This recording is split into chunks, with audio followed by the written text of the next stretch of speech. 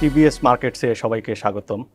প্রিয় দর্শক, আজকে আমরা স্টুডিওতে আমন্ত্রণ জানিয়েছি একজন এক্সপার্টকে এক্সচেঞ্জ ট্রেডেড ফান্ড নিয়ে কথা বলার জন্য। আপনারা জানেন দর্শক, Lanka Bangla asset management last উইকে একটা ট্রাস্ট ডিড সাইন করেছে দেশের প্রথম যে এক্সচেঞ্জ ট্রেডেড ফান্ড বা ইটিএফ, এটি লঞ্চ করার জন্য এই বছরই তারা লঞ্চ করতে চাচ্ছেন প্রোডাক্টটি। Please welcome mister Azmal Hossain Rafi, fund manager, Lanka Bangla asset management. Rafi ভাই, স্বাগতম। Thank you. Exchange traded fund কি, প্রথমে এটা বলে আমাদেরকে শুরু করবেন। আচ্ছা, এক্সচেঞ্জ ট্রেডেড ফান্ড বেসিক্যালি হচ্ছে এটা একটা পুলড ফান্ড। যেরকম ধরেন আমি বিভিন্ন ইনভেস্টরদের থেকে বা ইনস্টিটিউশন থেকে আমি টাকা কালেক্ট করে একটা পুল অফ ফান্ড ক্রিয়েট করতেছি। এটা এখন আমি একটা স্পেশালাইজড অ্যাসেট ম্যানেজারের থ্রুতে ম্যানেজ করব। সো ম্যানেজ করে এখানে যে রিটার্নটা হবে ওই রিটার্নটা আমি আবার আমার ইনভেস্টরদের ডিস্ট্রিবিউট করে দেবো। ইন রিটার্ন অ্যাসেট ম্যানেজার কিছু ফি চার্জ করবে। That's the basic model. এখন এটা যদি হিস্ট্রি বলতে চাই গ্লোবালি, সো ইটিএফ দুই ধরনের হয়, একটা হচ্ছে প্যাসিভ ইটিএফ, একটা হচ্ছে অ্যাক্টিভ ইটিএফ। সো লাস্ট আর কি হিস্ট্রিক্যালি প্যাসিভটাই পপুলার ছিল গ্লোবালি। সো ইউএস মার্কেট যদি দেখেন, এখন ওখানে ইটিএফ এর asset under management around $7 trillion এর আশেপাশে। সো এটা যেটা হয়েছে, প্যাসিভটা পপুলার হওয়ার কারণ হচ্ছে 2008-09 দিকে ইউএসএতে একটা গ্লোবাল ফিনান্সিয়াল ক্রাইসিস হয়েছিল। সো ওইটার পর যেটা হয়েছে যে ওখানকার গভর্নমেন্ট যে আছে তারা আর কি হেভিলি মার্কেটকে সাপোর্ট দিয়েছে in terms of providing liquidity and low interest rate. So দেখা গেছে এমনও সময় গেছে লাস্ট 10 বছর interest rate was close to zero. So there was lot of cheap money over there. যে কারণে দেখা গেছে ওখানকার যে ব্রড ইন্ডেক্সগুলো, মার্কেট ওভারঅল মার্কেটে প্রচুর রিটার্ন দিয়েছে লাস্ট 10 ইয়ার্সে, ওই 2008-এর পর থেকে। সো ওই 8-এর সময় যদি ওখানকার ব্রড ইন্ডেক্স দেখেন, একটা S&P 500, ওইটা ওই ক্র্যাশের পরে ওইটার ভ্যালু ছিল অ্যারাউন্ড 1000-এর আশেপাশে, 950-এর মতো ছিল হয়তো। সো ওইটা এখন দেখবেন 4500 ওই S&P 500 ইন্ডেক্সের ভ্যালু। শুধু ইন্ডেক্সটাই যদি কেউ কিনে রাখতো তার 4 গুণ হয়ে গেছে আপনার অ্যাসেট। সো এটা ছিল ওদের ব্রড ইন্ডেক্স। আরো স্পেসিফিক ইন্ডেক্স যেগুলো আছে, যেমন ন্যাসড্যাক 100 আর একটা পপুলার ইন্ডেক্স ওখানকার। সো ওইটাও ক্র্যাশের পর ওইটার ভ্যালু ছিল অ্যারাউন্ড 1200-এর মতো, ওইটা এখন হয়ে গেছে 15000। আপনি ম্যাগনিটিউডটা চিন্তা করেন, প্রায় 14 গুণ, 14 গুণ, হিউজ। সো এখন যেটা হচ্ছে, সো এইসব ইন্ডেক্সের যেসব ইটিএফ, এটা যেই কিন্তু তারই লাভ আর কি। প্যাসিভ ইটিএফ হচ্ছে যে শুধু ইন্ডেক্সটাকে আপনার ইন্ডেক্সটাকে ট্র্যাক করবে, রাইট। সো এই ইটিএফটার কাজ হচ্ছে যে এই ইন্ডেক্সে ধরেন ন্যাসড্যাক 100-এ ধরেন 100টা শেয়ার আছে, কিছু ওয়েট আছে। সো ফান্ড ম্যানেজার করবে কি, ওই ইটিএফটার পোর্টফোলিওটা ওই ন্যাসড্যাক 100-এর এক্স্যাক্টলি ওই 100টা শেয়ার কিনবে ওই ন্যাসড্যাকের ওয়েট অনুযায়ী। সো ন্যাসড্যাক যদি 5% বাড়ে, ওই প্যাসিভ ইটিএফ এর রিটার্নও 5% বাড়বে, কমলে 5%। এটা একই ইন্ডেক্সকে সিমলি জাস্ট মিমিক করবে। এখানে ফান্ড ম্যানেজারের কোনো ডিসক্রিপশন বা কিচ্ছু নেই, ওর তার কাজ হচ্ছে ইন্ডেক্সকে ফলো করা, দ্যাটস ইট। সো দেখা গেছে লাস্ট 10 বছর ধরে যেহেতু ইন্ডেক্সটা হিউজ রিটার্ন দিয়েছে, সো প্যাসিভে যে ইনভেস্ট করতো তারই রিটার্ন হতো। সো তো দেখা গেছে যে বাইরের মার্কেটে যেটা হয়েছে, যে মানুষজন স্টক মার্কেটে সেভ করবে। এখন ধরেন যারা স্টক মার্কেট নিয়ে কিছু বুঝে না, তারা ব্লাইন্ডলি প্যাসিভ একটা ইটিএফ কিনে বসে থাকতো। That was the investment strategy. So তার বিপরীতে অ্যাক্টিভ হচ্ছে ফান্ড ম্যানেজারের ডিসক্রিপশনে ইকুইটি সিলেক্ট করা হবে এবং রাইট। সো অ্যাক্টিভের যেটা হচ্ছে যে অ্যাক্টিভের একটা বেঞ্চমার্ক থাকবে। ফান্ডটা লঞ্চ করার আগে একটা বলে দেওয়া হবে যে আমার ফান্ডের অবজেক্টিভ হচ্ছে এই বেঞ্চমার্কটাকে বিট করা। দ্যাটস দ্য, এখন ফান্ড ম্যানেজার নিজের ডিসক্রিপশনে স্টক সিলেক্ট করে ওইটাকে বছর ইয়ারলি ওই বেঞ্চমার্কটাকে বিট করতে হবে। এই বেঞ্চমার্ক যে কোনো জিনিস হতে পারে, নর্মাল ইন্ডেক্স হতে পারে, কোনো গভর্নমেন্ট বন্ডের yield হতে পারে, ইট ক্যান বি এনিথিং। সো যেটা দেখা গেছে গ্লোবালি, যে 2020-21-এর দিকে ওরাও বুঝছে যে the rally has gone too far, সবকিছু মোটামুটি ওভার ভ্যালুয়েশনের দিকে চলে গেছে। সো তারপর ওরা করছে কি, যে নতুন যত ইটিএফ আসা শুরু করছে সব ওরা অ্যাক্টিভ নামানো শুরু করছে। যে পুরো ইন্ডেক্স হোল্ড করলে হয়তো বা এখন লোকসান হতে পারে, এই জন্য এখন তারা নেভিগেট করবে যে এই শেয়ারটা বাড়তে পারে, এই শেয়ারটা কমতে পারে। ওকে, অ্যাক্টিভলি ম্যানেজ করছে। অ্যাক্টিভ ফরম্যাট, কারণ প্যাসিভে যদি রিটার্ন না হয়, আলটিমেটলি কি হবে, যে যদি আমার প্রোডাক্টে রিটার্ন না হয়, প্রোডাক্টটা তো ফেল, ইনভেস্টররা তো চলে যাবে। সো ওরা এখন যেটা করতেছে যে 2021-এ দেখবেন যে ইউএসএতে যে কয়টা প্রায় 500-550 মতো ইটিএফ লঞ্চ করছে নতুন, ওটার মধ্যে 60% ছিল অ্যাক্টিভ ইটিএফ। সো ওইটাই পপুলারাইজ হচ্ছে। So it's just this beginning. So ওখানে হয়তো গোয়িং ফরওয়ার্ড আরও প্রচুর অ্যাক্টিভ ইটিএফ আসবে। সো ওই এই কনসেপ্টের সাথে ইনলাইন রেখেই যে ইনভেস্টরদের প্রপার রিটার্ন যাতে দিতে পারি, আমরাও বাংলাদেশে এই ইটিএফটা যে লঞ্চ করছি Active. অ্যাক্টিভ ফরম্যাটই লঞ্চ করছি। সো এখন আমাদের যে ইটিএফটা আসতেছে এটার বেঞ্চমার্কটা হচ্ছে মূলত আপনার যে 10 ইয়ার্স বাংলাদেশ গভর্নমেন্ট বন্ডের যে yield আছে এটা আমাদেরকে বিট মোর করতে দেন হবে। 9%। It's around অগাস্টে এটা 9.2% ছিল, so it hovers around 9%, but it changes over time. So এটা হচ্ছে আমাদের অবজেক্টিভ, যে এটাকে বিট করতে হবে। So that's it about active and passive. আর এখানে একটু ছোট ব্যাকগ্রাউন্ড স্টোরি আছে, যেটা হচ্ছে যে আমরা যখন এই ইটিএফটা ডেভেলপ করি, সো এটা আমাদের জন্য খুব চ্যালেঞ্জিং একটা জিনিস ছিল, কারণ এটার এগেনস্টে তেমন আমাদের যে রুলসটা আছে এটা ছিল প্যাসিভের রুলস। ওখানে অ্যাক্টিভ ইটিএফ এর কীভাবে করবো এটা নিয়ে তেমন কিছু ছিল না।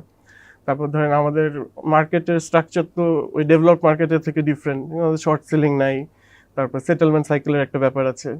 তো এইগুলো এইসব জিনিস, তারপর আবার এখন ফ্লোর প্রাইস আছে মার্কেটে। হ্যাঁ, তো এইসব জিনিস কনসিডার করে আসলে ইটিএফটাকে অপারেট করা আর কি ডিফিকাল্ট হয়ে যাচ্ছিল। তো এর জন্য এটা ডেভেলপমেন্টের সময় আমাদের রেগুলেটররা প্রচুর আমাদেরকে হেল্প করছে, বোথ এসএসসি। অনেক দিন ধরে ডকুমেন্টেশনের কাজ হচ্ছিল। হ্যাঁ, অনেক দিন ধরে। আমরা তো 2021-এ যখন প্রথম শুরু করি তখন প্যাসিভ ফরম্যাটই স্টার্ট করেছিলাম। সো পরে অনেক আলোচনা করে দেখলাম যে না, আসলে প্যাসিভটার থেকে অ্যাক্টিভটা বেটার হবে, সো অ্যাক্টিভ ফরম্যাটে আসছি। কিন্তু তখন আবার যে অপারেশনাল হ্যাসেলগুলো, সো ওগুলোর জন্য আমরা ধরেন ডিএসসি কে দিন রাত ফোন দিতাম যে স্যার এখানে তো শর্ট সেল নাই, এটা কিভাবে অপারেট করবে এখানে। আচ্ছা ঠিক আছে, আপনি সকালে চলে আসেন, আমরা একটা সলিউশন বের করি। তারপর এসিসিতে যে আমাদের অনারেবল কমিশনার মিজান স্যারকে যখনই নক করছি, সে সাথে সাথে আমাদের অ্যাপয়েন্টমেন্ট দিচ্ছে যে স্যার এই রুলস যেভাবে সবাই খুব এক্সাইটেড একটা নতুন জিনিস হওয়া। রেগুলেটরও এক্সাইটেড, তারা সব জায়গায় আমাদেরকে সাপোর্ট করছে। সো তাদের সাপোর্ট নিয়ে আমরা মোটামুটি যত প্রবলেম ছিল, যেমন শর্ট সেলের ব্যবস্থা করে দিচ্ছে ডিএসসি কিভাবে করতে হবে। তো আমাদের ইটিএফটা প্রপারলি লঞ্চ করার জন্য অনেক শর্ট সেল মানে ফান্ড ম্যানেজার তো শর্ট সেল করবে না, না, স্টেট যারা এটা মার্কেট মেকার যারা তারা মার্কেট ইউনিটটা করবে। এটা সবাই করতে পারবে না, যারা এখানে ডেডিকেটেড মার্কেট কি এপি, আমরা এটাকে অথরাইজ পার্টিসিপেন্ট বলবো। সো ডেডিকেটেড কয়েকটা ব্রোকার আছে, এরা শুধু ইটিএফ এর ইউনিটটাকে শর্ট সেল করতে পারবে for the sake of holding the price in a range. হ্যাঁ, রাইট, ওটা আমরা একটু পরে ডিসকাস করছি। সো সো এখন আমাদের ফান্ডটা তো বললেনই যে 100 কোটি টাকার মতো একটা ফান্ড হবে। সো এখানে ডেডিকেটেড ব্রোকার্স যারা আছে, আমাদের লঙ্কা বাংলা সিকিউরিটিজ আছে, তারপর গ্রিন ডেল্টা সিকিউরিটিজ আছে, আর ইউনাইটেড ইউএফটিএসএল আছে। তো এরা তিনজন আমাদের ডেডিকেটেড, এদেরকে আমরা অ্যাক্টিভ পার্টিসিপেন্টস বলি। সো এদের এখানে একটা স্পেশাল রোল আছে। রোলটা কি, যে ইটিএফ এর একটা জিনিস হচ্ছে যে আপনার ইটিএফ এর যে ন্যাভটা থাকবে, এভরিডে যে ন্যাভটা থাকতেছে, রেগুলেশনে বলা আছে যে এই ব্রোকার, এই ডেডিকেটেড যারা ব্রোকার আছে, এদের কাজ হচ্ছে এই ইটিএফ এর ন্যাভের থেকে ইটিএফ এর যে ট্রেডিং প্রাইসটা, এটা কোনো সময় 10%-এর বেশি ডিভিয়েট করতে পারবে না, both in the upside and the downside. So এখানে যেটা হচ্ছে, এই এপিদের কাজই হচ্ছে মার্কেটে ইন্টারভিন করে আমার প্রাইস আর ন্যাভকে ওই 10% ব্যান্ডের মধ্যে রাখা। সো এখানে এপিদের জন্য একটা খুব মজার জিনিস, যে যখনই এপি এই কাজটাতে ঢুকবে, এপির মোটামুটি একটা রিস্ক ফ্রি প্রফিট হয়ে যাবে। আচ্ছা, এটা আমি বলি কিভাবে। এটা হচ্ছে, লেটস সে আমার ন্যাভ এখন 10 টাকা, মার্কেটে ধরেন এখন মার্কেটের পেসিমিস্টিক ভিউ, প্রাইস এখন ধরেন ইটিএফ 9 টাকায় ট্রেড হচ্ছে। এখন এপি করবে কি, এখানে মার্কেট থেকে 9 টাকায় কিনা শুরু করবে। আমার পোর্টফোলিওর ভ্যালু তো 10 টাকা, সে মার্কেট থেকে 9 টাকায় কিনে প্রাইসটাকে 10 টাকার আশেপাশে নিয়ে যাবে। দেন সে যে অ্যামাউন্টটা কিনলো 9 টাকা দিয়ে, ওইটা আমার কাছে সে 10 টাকায় সারেন্ডার করে দিচ্ছে, মাঝখানে তার 1 টাকা গ্যাপ প্রফিট। এটা কিন্তু মোটামুটি রিস্ক ফ্রি। যদি সারেন্ডার করে জি, অ্যাসেট ম্যানেজার সেটা নিতে এবং এই ইউনিট রিডেমশন করতে পারতো। Right, exactly.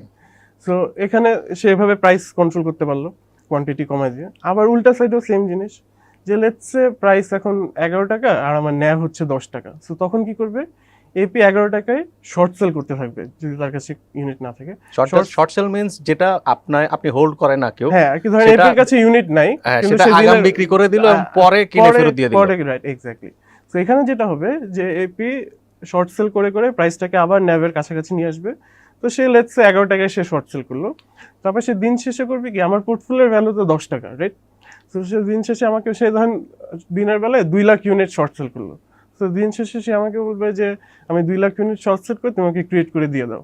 তো সে শর্ট সেল করে যে টাকাটা পাচ্ছে সে ওটা আমাকে দিবে, আমি ইন রিটার্ন 10 টাকা ভ্যালুতে তাকে 2 লাখ ইউনিট দিয়ে দিলাম, এখানে আবার তার একটা তাহলে তো ইটিএফ এর এপির হওয়ার ব্যবসাটাই ভালো। হ্যাঁ আর কি, বাইরের দেশে কিন্তু এপি হওয়ার জন্য লাইন লেগে থাকে ব্রোকাররা, যে আমি হতে চাই অ্যাসেট ম্যানেজাররা সিলেক্ট করে যে আচ্ছা কাকে কাকে দিব।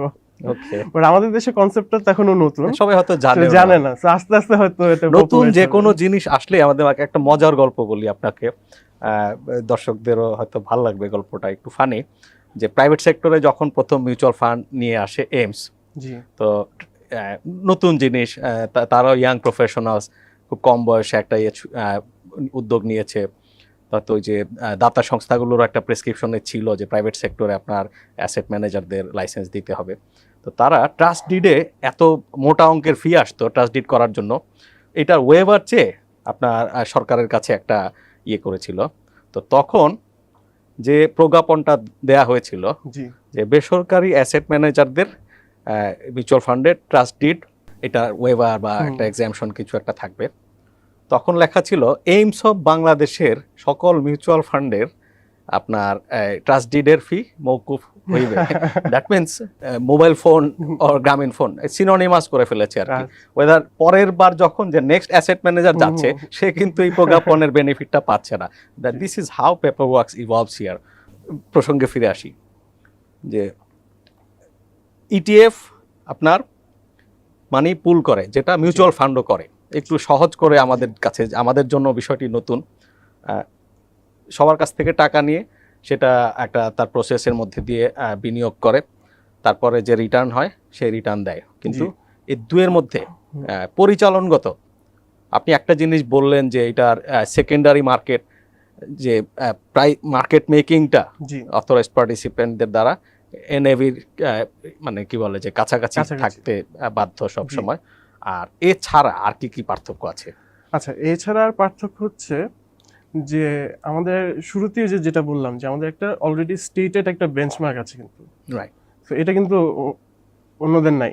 তো আমার শুরুতেই বলা হয়েছে যে তুমি এটা অ্যাচিভ করতেই হবে।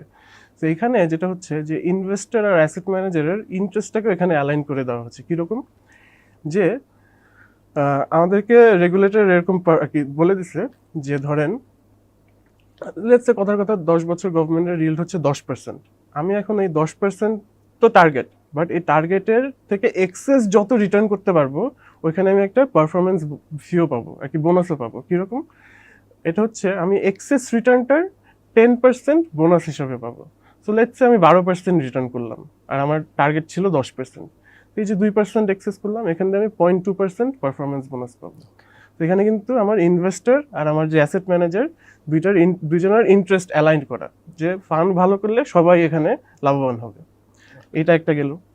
তারপর যেটা হচ্ছে আপনি যেহেতু মিউচুয়াল ফান্ডের কথা বললেন, যদি আপনি ফেল করেন, লাইক বেঞ্চমার্ক 9%, আপনি 5% করলেন অথবা -2% করলেন, এরকম সিচুয়েশনও হতে পারে, কারণ এটা ক্যাপিটাল মার্কেট ইনস্ট্রুমেন্ট, লস তো হতে পারে। তখন আপনি মিনিমাম ফিটা পাবেন। তখন আমি জাস্ট একেবারে মিনিমাম একটা ফি আছে ওইটা পাবো। সো এটাই বলতে নিচ্ছিলাম যে মিউচুয়াল ফান্ডের সাথে যেহেতু কম্পেয়ার করছেন, যে মিউচুয়াল ফান্ডের যে ফি স্ট্রাকচারটা আছে, ইটিএফ এর ফি স্ট্রাকচার সবগুলো স্লটই ওর থেকে অনেক কম। যেরকম ধরেন এই 100 কোটি টাকার যদি একটা সিমিলার মিউচুয়াল ফান্ড ম্যানেজ করে কেউ, ওইখানে অন অ্যান অ্যাভারেজ আপনার ফিক্সড ফি এটা আসে 1.5%, 1.4%-এর মতো, যেখানে ইটিএফ এর এটা ফ্ল্যাট 1%। সো এখানে আপনি আর কি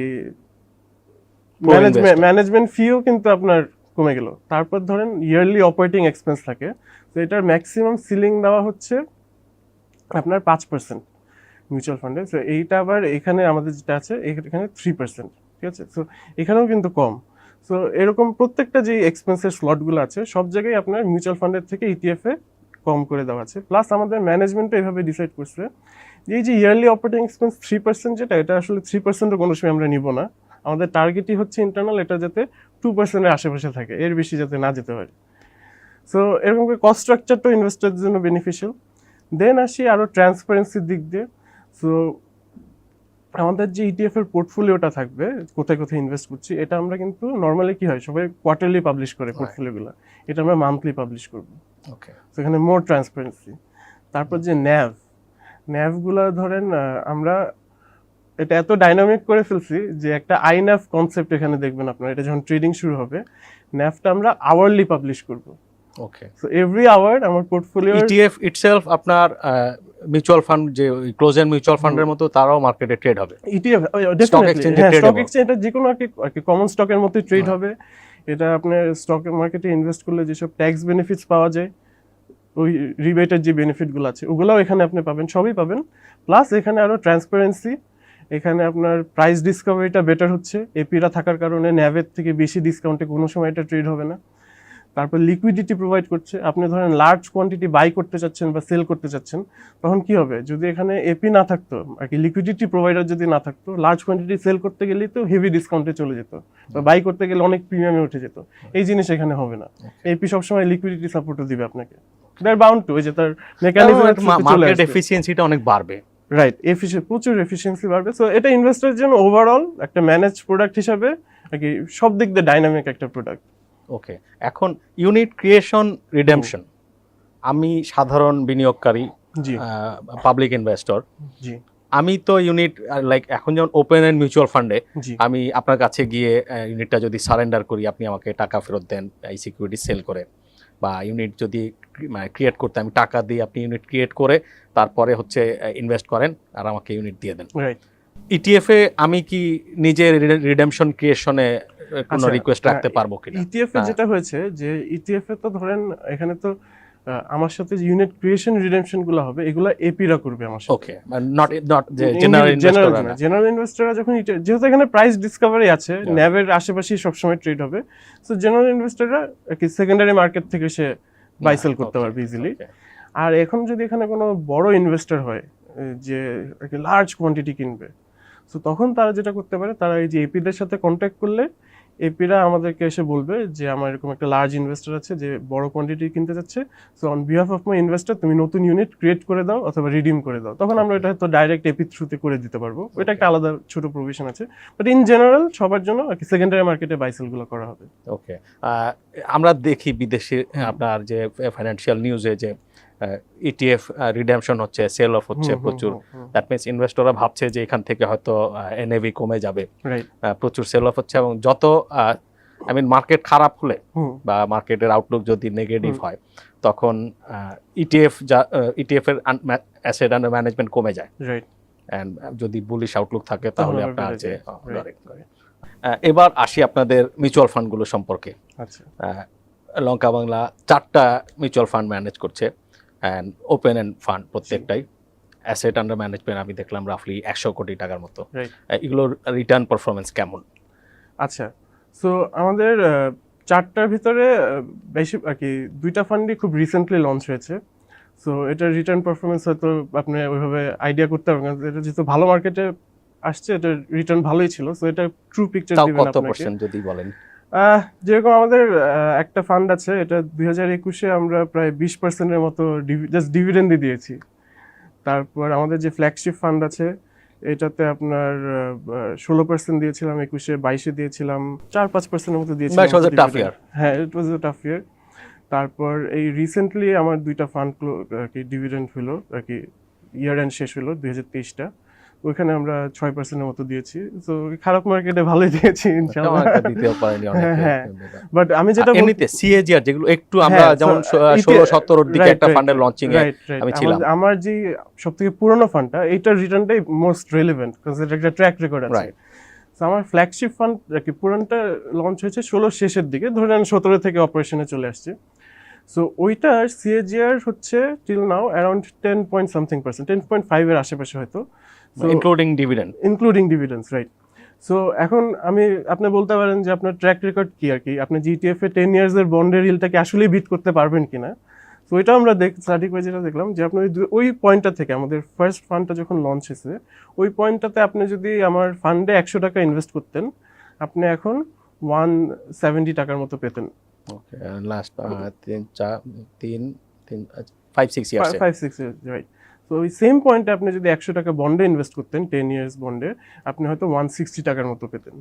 so so you have beat the benchmark. একটুখানি বিট করেছি বলতে পারেন, বাট এই জিনিসটা আপনার ইয়ার টু ইয়ার ভ্যারি করে। সো এটা যখন 2021-এর দিকে মার্কেট ভালো ছিল, তো তখন দেখা গেছে যে গভর্নমেন্ট 10-year বন্ডের থেকে আমাদের সিগনিফিক্যান্ট আউট পারফরমেন্স ছিল। সেটা ইয়ার টু ইয়ার ভ্যারি করবে, বাট ইন জেনারেল আমরা আর কি বিট করতে পেরেছি অন অ্যান অ্যাভারেজ বেসিসে।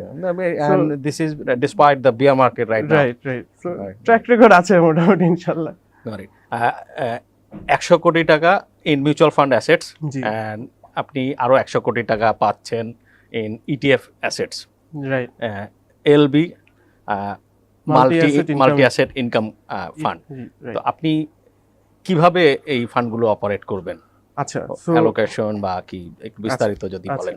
তো এইটা যেটা হচ্ছে যে আমাদের বেঞ্চমার্ক যেহেতু 10-year গভর্নমেন্ট বন্ড, সো আমরা হয়তো প্রায় 50-60%ই এরকম গভর্নমেন্ট বন্ডস বা ফিক্সড ইনকাম ইনস্ট্রুমেন্ট অ্যালোকেশনটা দিয়ে দিব, অ্যান্ড দ্য রেস্ট আমরা কিছু রাখবো বাফার লিকুইডিটির জন্য, সিন্স আমার ক্রিয়েশন রিডেমশন হতে থাকবে, আর বাকিটা ইকুইটি মার্কেটে যাবে। সো আমাদের প্ল্যান হচ্ছে, যেহেতু এখন মার্কেটটা একটু কি ওয়েট অ্যান্ড সি অ্যাপ্রোচে আছে সবাই মার্কেটে, তো আমরা এখন আর কি ফিক্সড ইনকাম ইনস্ট্রুমেন্টই ফোকাসটা বেশি থাকবে। সো ওয়ান্স যখন মার্কেট আরও ভাইব্রেন্ট হবে, তখন হয়তো আমরা অ্যাসেট অ্যালোকেশনটা ফিক্সড ইনকাম থেকে ইকুইটিটা আরও নিয়ে আসবো। সো ওইটা হচ্ছে ওভারঅল স্ট্র্যাটেজি আর কি, ইটিএফটা ম্যানেজ করে। ইকুইটি সিলেকশনে লাইক পোর্টফোলিও কেমন হবে? যে স্টকগুলো সচরাচর আমরা মিউচুয়াল ফান্ড পোর্টফোলিওতে দেখছি, সেগুলোই থাকবে নাকি? ডেফিনেটলি আমরা অবভিয়াসলি যেসব স্টকের ফান্ডামেন্টালস ভালো, কর্পোরেট গভর্নেন্স যেগুলোর ভালো, যেগুলোর গ্রোথ স্টোরি আছে, এইসব স্টকে ইনভেস্ট করা হবে। আচ্ছা, আপনাদের মিউচুয়াল ফান্ড পোর্টফোলিও সম্পর্কে যদি একটু বলেন। আচ্ছা, সো মিউচুয়াল ফান্ড পোর্টফোলিওতেও আমরা ওই মোটামুটি সেম স্ট্র্যাটেজিতেই আছি, যে এখন যেহেতু মার্কেট একটু আর কি স্লো আছে, সো আমরা এখানে দেখা যাচ্ছে যে অ্যারাউন্ড 30-35% অ্যালোকেশন ফিক্সড ইনকাম ইনস্ট্রুমেন্টই দিয়ে রাখছি। আমাদের তো রেগুলেশন আছে যে 60% ইকুইটি এক্সপোজার অলওয়েজ থাকতে হবে। সো ওই 60-65% ইকুইটিতে রেখে বাকি যত পারছি আমি ফিক্স আর কি ইসে চলে গেছি। তো আমাদের এখন স্ট্র্যাটেজি হচ্ছে এরকম যে গোয়িং ফরওয়ার্ড মার্কেট যখন আস্তে আস্তে ভাইব্রেন্সি বাড়বে, আমরা হয়তো ইকুইটি অ্যালোকেশনটা বাড়িয়ে দিব। আর স্টক সিলেকশনের যদি কথা বলেন, ওই যে সেম, যে কারণ আমাদের দেশে তো ধরেন এই ভালো স্টক বুঝাই যায় আর কি, বেশি তো আর নাই, হাতে গোনা কয়েকটা মেজর হোল্ডিং গুলো সম্পর্কে যদি বলেন। মেজর হোল্ডিং আমাদের আছে কিছু, ফার্মাসিউটিক্যাল সেক্টরসই সব থেকে হাইয়েস্ট এক্সপোজার দেওয়া, ওখানে ব্লু চিপ যেগুলো আছে ওগুলো আছে। তারপর টেলিকমিউনিকেশনে সেকেন্ড যে এক্সপোজার, এগুলো হচ্ছে টেলিকমিউনিকেশনে, আর বাকি কিছু ইঞ্জিনিয়ারিং এসব সেক্টরসেও এক্সপোজার আছে। আপনারা কি লাইক মার্কেটে যে সমস্ত মার্কেট সুইং এর কারণে যে সমস্ত অপরচুনিটি হয়, সেগুলো গ্র্যাব করার চেষ্টা করেন নাকি প্যাসিভলি হোল্ড করেন? না, আমরা আসলে ওরকম অ্যাক্টিভলি যে ছোট ছোট যে সুইং এর যে অপরচুনিটিগুলো, এগুলা মাঝে মাঝে করি, বাট ওইটা হয়তো দেখা যায় যে আমার পোর্টফোলিওর 5% দিয়ে আমি হয়তো ওগুলো পারসিউ করি আর কি। একেবারে পোর্টফোলিওর যে অনেক ওয়েট নিয়ে এইসব পারসিউ করবো তা করি না, ছোট জাস্ট কারণ আমার দিন শেষে কিছু তো রিটার্ন জেনারেট করতে হবে, খারাপ মার্কেটে তো রিটার্নের দরকার আছে। তো পোর্টফোলিওর ছোট অংশ নিয়ে ওগুলো পারসিউ করার চেষ্টা করি। বাট ওই ওয়ান্স এগেন আমাদের আবার লিমিটেশনও আছে, আমরা তো ভালো স্টক ছাড়া করতে পারবো না। সো দেখা যায় ওইসব অপরচুনিটিগুলো পারসিউ করাও ডিফিকাল্ট থাকে, বাট উই ট্রাই। ওকে, আপনি একজন chartered financial analyst, managing 100 and আরও 100 কোটি আসছে। এখন যে বাজার পরিস্থিতি, মার্কেটের এখনকার প্র্যাকটিক্যাল চ্যালেঞ্জগুলো আমরা সবাই জানি, বিকজ অফ দ্য ফ্লোর, আপনার মার্কেটে লিকুইডিটি নাই, যে শেয়ারের দাম কমার কথা ছিল বা মার্কেট তাকে হয়তো আরও অনেক নিচে নামিয়ে দিত, সেটা যাচ্ছে না। কেউ লুক্রেটিভ এন্ট্রির অপরচুনিটি হয়তো ডিপ্রাইভড অফ, আবার অনেক ক্ষেত্রে কেনা বেচাই হচ্ছে না। আমি যদি এখন 10 লাখ টাকা নিয়ে মার্কেটে আসতে চাই, অ্যাপার্ট ফ্রম আপনার মিউচুয়াল ফান্ড অ্যান্ড ইটিএফ, আমার আসলে কিভাবে ইনভেস্ট করা উচিত? আচ্ছা, এইটা আসলে আপনার ইনভেস্টরের ব্যাকগ্রাউন্ডের উপরে ডিপেন্ড করবে আমার যেটা মনে হয়। সো লেটস সে আপনি মার্কেট নিয়ে তেমন কিছু জানেন না, আপনি পেশায় হয়তো একটা ডক্টর বা ইঞ্জিনিয়ার, আপনার মার্কেট নিয়ে স্টাডি করার বা মার্কেটকে ফলো করার এত টাইমও নেই। সো ওই সব সিচুয়েশনে বেস্ট অ্যাপ্রোচ হচ্ছে আপনি একটা স্পেশালাইজড ফান্ড ম্যানেজারকে আপনার টাকা দিয়ে দেন। It can be mutual funds, right? আর অন দি আদার হ্যান্ড, আপনি যদি ধরেন মার্কেট নিয়ে ফলো করেন মার্কেটকে, you know about the market, so তখন যেটা করা উচিত আমার মনে হয় যে এখন মার্কেটে আপনি খুঁজলে দেখবেন প্রচুর হয়তো ব্লু চিপ স্টকসগুলো চিপ ভ্যালুয়েশন আছে মোটামুটি। সো এইগুলোতে আপনি পারসিউ করতে পারেন, যেগুলোতে ইনভেস্ট করলেন। সো মেবি ধরেন ফ্লোর প্রাইস ওঠার সময় দুইটা সিনারিও হতে পারে। একটা হতে পারে যে ফ্লোর প্রাইস ওঠার সময় মার্কেট অলরেডি ভাইব্রেন্ট হয়ে বাড়া শুরু করছে, তো ওই অবস্থায় ফ্লোর প্রাইস উঠে গেছে। আবার এই স্লো মার্কেটের অবস্থা যদি ফ্লোর প্রাইস উঠে, আমরা এক্সপেক্ট করি যে এটা হয়তো কিছুটা শর্ট টার্ম কারেকশন দিয়ে আবার রিবাউন্ড করে ফেলবে, বিকজ আমাদের মার্কেটে প্রচুর শেয়ার আছে যেগুলো এখনো আর কি ফান্ডামেন্টালি স্ট্রং, বাট প্রাইসিং এখনো হয়নি। সো আপনি ওরকম শেয়ার আইডেন্টিফাই করে ওগুলো হয়তো আপনি হোল্ড করে রাখতে পারেন। আবার আরেকটা স্ট্র্যাটেজিও ফলো করতে পারেন যে আপনি শর্ট টার্ম মানি মার্কেট ইনস্ট্রুমেন্টে ইনভেস্ট করতে পারেন। তো আপনি 3 মাস 6 মাসের ইনস্ট্রুমেন্টগুলোতে ইনভেস্ট করে আপনি ওয়েট করলেন, ওইখানে কিছু রিটার্ন করলেন, মার্কেট যখন ভাইব্রেন্ট হয়ে গেল আপনি ওখান থেকে মানিটা চেঞ্জ করে আপনি ইকুইটিতে এক্সপোজার নিয়ে নিলেন। That can be another strategy. Okay, that means money market instrument বলতে ট্রেজারিজ, যেগুলো ট্রেজারি বন্ড যেগুলোর ম্যাচুরিটি ধরেন 3 মাস পরে হবে, 6 মাস পরে হবে, এগুলো করতে পারেন। এফডিআর ছোট ছোট 6 মাস 3 মাসের এফডিআর করতে পারেন। এখন ব্যাংকের ইন্টারেস্ট রেট মোটামুটি ভালোই দিচ্ছে আর কি, আগের তুলনায় এখন বাড়ছে ভালোই, সো ওখানে ভালো রিটার্ন আছে। So you can do that. আচ্ছা, আর এখন ইটিএফ মার্কেটের জন্য লিকুইডিটি অ্যান্ড এফিসিয়েন্সি বাড়াবে আমরা এক্সপেক্ট করছি। ইনভেস্টরের জন্য আসলে কতটা, লাইক আমি কি মিউচুয়াল ফান্ড ইউনিট কিনবো? আপনাদের দুইটাই আছে, আমি মিউচুয়াল ফান্ড কিনবো না ইটিএফ কিনবো? আচ্ছা, এখানে আবার দেখতে হবে, ওয়ান সেকেন্ড হ্যাভ টু ইনভেস্টরের রিস্ক রিওয়ার্ড প্রোফাইলটা দেখতে হবে। ওকে, আমি ইটিএফ যেটা বললাম, এটা কি বললাম যে আমার বেঞ্চমার্কই হচ্ছে কিন্তু একটা গভর্নমেন্টের 10 বছর বন্ডের হিল, ঠিক আছে? সো এটা আর কি বেঞ্চমার্ক দেখে আন্দাজ করতে পারতেছেন যে এটা রিস্ক প্রোফাইলটা খুবই লো। এখানে আমরা সেফ একটা রিটার্ন দেওয়ার চেষ্টা করতেছি। সো এটা রিটার্ন হয়তো কোনো সময় ধরেন 20-30% হবে না, হয়তো মেবি মার্কেট অনেক ভালো হয়ে গেলে হতে পারে, বাট ইন জেনারেল এটা রিটার্ন কিন্তু অত হাই হবে না। এটা স্টেডি আপনি 12-15% আমরা চেষ্টা করবো রিটার্ন দেওয়ার। সো আপনারও যদি এরকম রিস্ক প্রোফাইল আপনি চান, একটা safe return but stable return, তাহলে আপনি ইটিএফ সিলেক্ট করতে পারেন। প্লাস ইটিএফ এর আরও সুযোগ সুবিধা তো আছে, যেটা প্রাইস ডিসকাভারিটা অলওয়েজ এনশিওর হচ্ছে, লিকুইডিটি অলওয়েজ এনশিওর হচ্ছে, ট্রান্সপারেন্সি আছে, আপনি কি করছে আপনার টাকা নিয়ে আপনি সবসময় দেখতে পাচ্ছেন, রাইট? সো এইগুলো যদি আপনার ক্রাইটেরিয়া হয়, you go for the ETF. আবার মিউচুয়াল ফান্ডে কি হয়, মিউচুয়াল ফান্ড ইটিএফ এর থেকে একটু রিস্ক অ্যাপিটাইট বেশি থাকবে। রাইট, সো ভালো অ্যাক্টিভলি নেভিগেট করে, এটা অ্যাক্টিভলি ন্যাভিগেট করবে। তারপর ধরেন অনেক ভালো মার্কেটে এটা হয়তো 25-30% রিটার্নও দিতে পারে। সো আপনার রিস্ক অ্যাপিটাইট যদি একটু বেশি থাকে, আপনি মিউচুয়াল ফান্ডে ইনভেস্ট করবেন। বাট এটা মিউচুয়াল ফান্ডে ইনভেস্ট করার সময় আপনাকে, যে কোনো ফান্ডে ইনভেস্ট করার সময় ইনভেস্টরদের যেটা করা উচিত, এটা ফান্ড ম্যানেজারের ট্র্যাক রেকর্ডটা চেক করা উচিত, যে over the last 3-5 years fund manager কীভাবে পারফর্ম করছে। বাইরের দেশে আপনি খেয়াল করে দেখেন, বাইরের দেশে কিন্তু আর কি এসব ফান্ডে ইনভেস্ট করে ফান্ড ম্যানেজারকে দেখে আর কি। ফান্ড ম্যানেজার যাকে ভাল লাগে, সেলিব্রিটি ফান্ড ম্যানেজার, যে যত রিটার্ন করতে পারে তার কাছে টাকাগুলো যায়। তার ট্র্যাক রেকর্ড, তার পার্সোনালিটি, তার যে কমিটমেন্ট উইথ দা টুয়ার্ডস যে আপনার ইনভেস্টার্স, রাইট? সো ট্র্যাক রেকর্ডটা স্টাডি করা ইম্পর্টেন্ট। সো ইনভেস্টরদের বলবো যে যেখানে আপনি যদি কোনো ফান্ড ম্যানেজারের কাছে টাকা দেন, অবশ্যই তার কোয়ালিফিকেশন আর ট্র্যাক রেকর্ডটা চেক করে নেবেন। আচ্ছা, তো দেশের প্রথম এক্সচেঞ্জ ট্রেডেড ফান্ডটি কবে নাগাদ লঞ্চ হচ্ছে? আমরা তো ট্রাস্ট ডিড সাইনিং সেরিমনিটা শেষ করে ফেললাম। সো আমরা প্রবলি 2 সপ্তাহের মধ্যে এসিসিতে রেজিস্ট্রেশনের জন্য অ্যাপ্লাই করে দিব।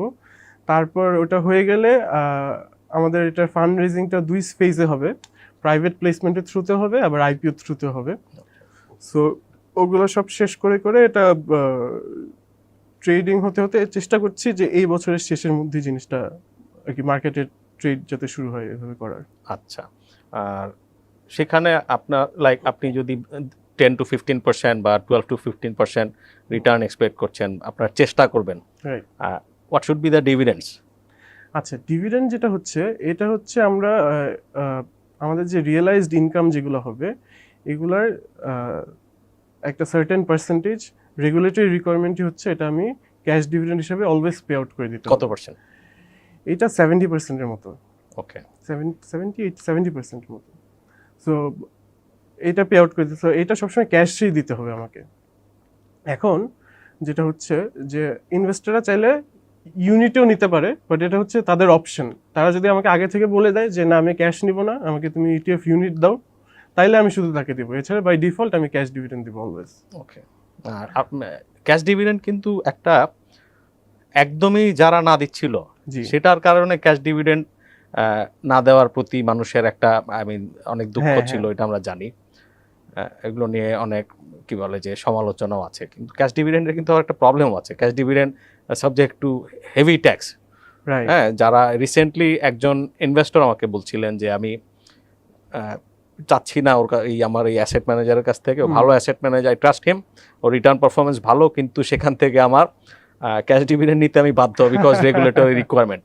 হ্যাঁ, নিতে গেলাম, যা পেয়েছি, অ্যান্ড উনি যেহেতু এক রিচ পারসন, তার হায়ার স্ল্যাবের ট্যাক্স দিতে হয়, মানে প্রচুর ট্যাক্স তার কেটে নিয়েছে গভর্নমেন্ট আর কি, and he was so unhappy with that. এগুলো বোধ হয় রেগুলেশনসে অপশনগুলো ফ্লেক্সিবিলিটি আনার সুযোগ আছে, ইনভেস্টর কি চাচ্ছে ইনস্টেড অফ যে ফান্ড ম্যানেজার কি চাচ্ছে এটা না করে। এখন আমরা একটু ভিন্ন আলোচনায় আসি, যে আপনাকে তো আমরা প্রফেশনাল ফান্ড ম্যানেজমেন্টের পার্ট হিসেবেই দেখি। আপনি নিজেও নিশ্চয়ই ক্যাপিটাল মার্কেটের সাথে আপনার ফাইন্যান্স ব্যাকগ্রাউন্ড, সিএফএ চার্টার করেছেন, নিজে ক্যাপিটাল মার্কেটের সাথে ইনভলভ হয়েছিলেন কবে? আপনার বিনিয়োগের ভালো মেমোরি, খারাপ মেমোরি সম্পর্কে যদি বলেন। আচ্ছা, আমি আসলে ক্যাপিটাল মার্কেটে ইনভেস্ট করা শুরু করেছি অনেক আগে থেকেই। ধরেন আমি ইউনিভার্সিটি ঢোকার আগেই ফার্স্ট ইনভেস্টমেন্ট করি। দ্যাট মিন্স 2000 আপনার ওই যে 9-10 বুল মার্কেটের সময় আর কি। ওকে, সো এক্সপেরিয়েন্সটা ইন্টারমিডিয়েট পড়া অবস্থায়, কলেজে থাকা অবস্থায়, হ্যাঁ আমি এইচএসসি লাইফে, হ্যাঁ, তো আমি আমার আম্মুর অ্যাকাউন্ট থেকে ট্রেড করতাম আর কি, তখন তো আমি অ্যাকাউন্ট করতে পারতাম না। ওকে। সো যেটা হচ্ছে, তখন আমি ওই যে স্টুডেন্ট পড়াতাম, তো স্টুডেন্ট পড়ে প্রায় 1 লাখ টাকার মতো সেভিংস করেছি। সো ওটা নিয়ে আমি ইনভেস্ট করলাম। তো তখন ওয়ারেন বাফেটের প্রচুর স্টোরি পড়তাম, দেখতাম, তো ইন্সপায়ার্ড হয়ে ইনভেস্ট করেছি। তো দেখা গেছে যে শুরুতে ভালো ব্লু চিপ স্টকই কিনতাম, সো যাই কিনতাম দেখলাম খালি দাম বাড়তেছে। 2009, হ্যাঁ হ্যাঁ, যাই কিনতাম দাম বাড়তো। তো তখন মনে হচ্ছে এত সোজা, কে চাকরি করবে আর? বলা হয়েছে বুল মার্কেটে একটা ডার্ট থ্রো করো and you will win in the bull market. So it was so easy আর কি। আমি তো খুব এক্সাইটেড হয়ে আর কি করে টরে, তো আমার ওই 1 লাখ টাকা প্রায় 1,70,000-এর মতো হয়েছিল। সো তারপর যেটা হয়েছে যে তারপর দেখলাম যে ব্লু চিপ গুলা বাড়ে বাট কম বাড়ে, অন্যগুলো দেখে আরো বেশি করে বাড়তেছে। তখন তো লোভে পড়ে গেছি, তো তখন কিছু লিজিং কোম্পানিতে সুইচ করলাম। সো লিজিং কোম্পানিতে সুইচ করার পরে মার্কেট ক্র্যাশ করলো। তো তখন যেটা দেখা গেছে যে ওই আমার 1,70,000-এর ইকুইটি 80,000 হয়ে গেছে। সো এটাই আমার ফার্স্ট এক্সপিরিয়েন্স ক্যাপিটাল মার্কেট নিয়ে। সো তখন যেটা বুঝলাম যে না, যদি প্রপারলি করা যায়, there is money to be made over here. Opportunity আছে, আমি সম্ভবত বিক্রি করলে হয়তো পারতাম। রাইট, তো তখন আমি বাচ্চা ছিলাম, বুঝতাম না।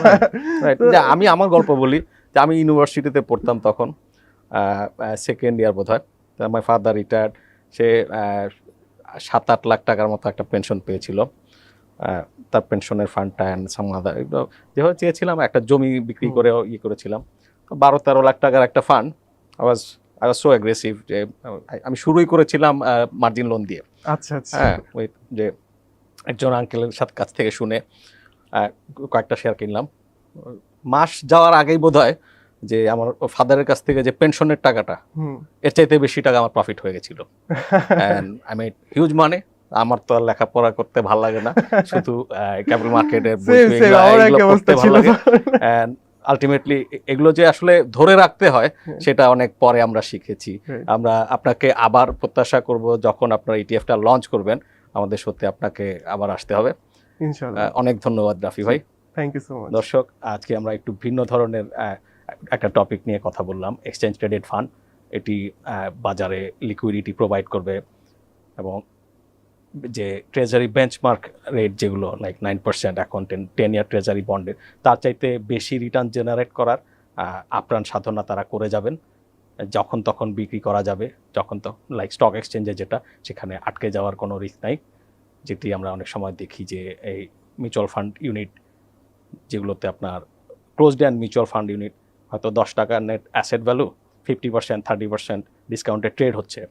আপনি এক্সিট চাইলে এই ডিসকাউন্টটি এক্সিটটা নিতে হচ্ছে, যেটি আবার ইটিএফে এই সমস্যা নাই।